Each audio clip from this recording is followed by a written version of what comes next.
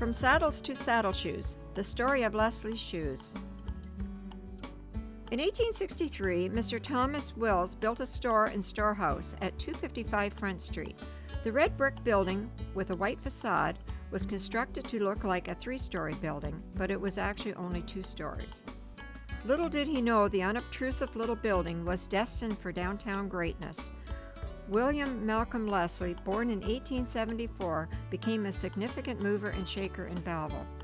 Young Will was looking to better himself and enrolled at Ontario Business College, got certified as a bookkeeper, and couldn't find a job.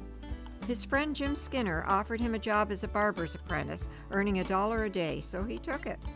A short time later, Mr. Sidney Vermillier, a prominent shoe store owner, came into the barber shop for his morning shave. Will was having a hard time adjusting the chair and nearly threw Sidney out of it. Mr. Vermillier admired Will's spunk and hired him on the spot to work in his shoe store.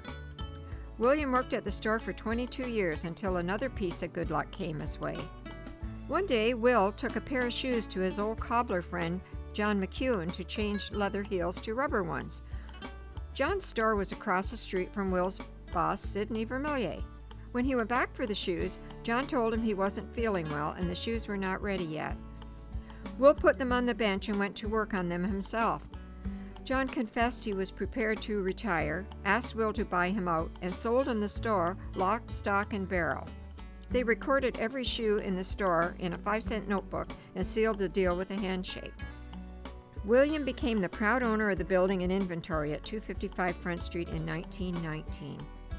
A 3-generational Leslie Shoe House was formed from that handshake. The name was changed to Leslie's Shoe Store after the Second World War.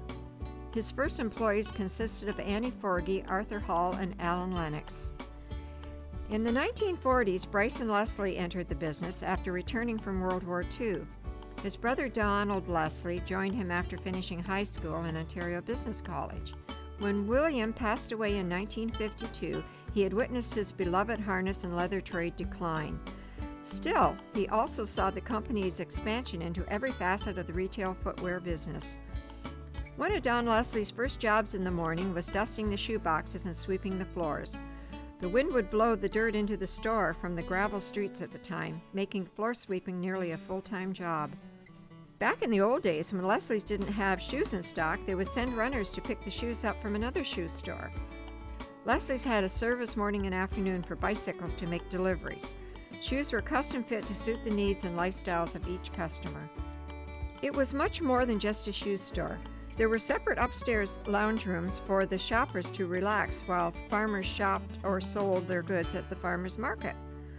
Most customers arrived by horse, so they also had a harness sale and repair room to cut the leather right off the hides for their customers.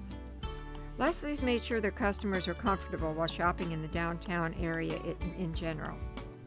They lined up boxes in the warehouse for shoppers to store their purchase for the day and provided chairs for conversational visits in front of their store. They supplied baby carriages, walkers, and umbrellas for shoppers to borrow. There was even a special toy drawer for children to choose a treat before they left. At one time, there was a machine in the store specially designed for foot x-rays. Don and Bryson eventually converted the upper floor of the building into the ski den. Leslie's became the only place around for ski enthusiasts to purchase their ski equipment and accessories. This writer's memory of Leslie's Shoe Store included a trip to the store with my granny on special occasions for graduation, birthday, return to school, and party shoes. The friendly sales staff would size my foot using a Brannock device slider to measure how much my foot had grown since our last visit. The anticipation was palatable as I waited to see the results. I went from a size 4 to a size 6 in 1 year. Granny and I would discuss practical versus party shoes and pick the perfect pair somewhere in the middle. Mr. Leslie gave us a treasure box. I chose a prize and off we went to finish our shopping. Robert Leslie brought a fresh, innovative approach to the business with new technology and a Podorthus certification to help patients with foot problems. Leslie's began to slow down in the 80s because many of the store suppliers had gone out of business. The staff could no longer keep up with the times and fluctuations in the economy. They decided to sell the store to Don's nephew so that Don and Bryson could retire. They were a family of savvy business people who changed with the times until they couldn't. The end of an era came when Bob Leslie locked the doors to Leslie's Shoes for the last time in 1997. This hard-working, kind, and compassionate family wove a thread through the fabric of our downtown area for 78 years. The magical little store may be gone, but the legend lives on.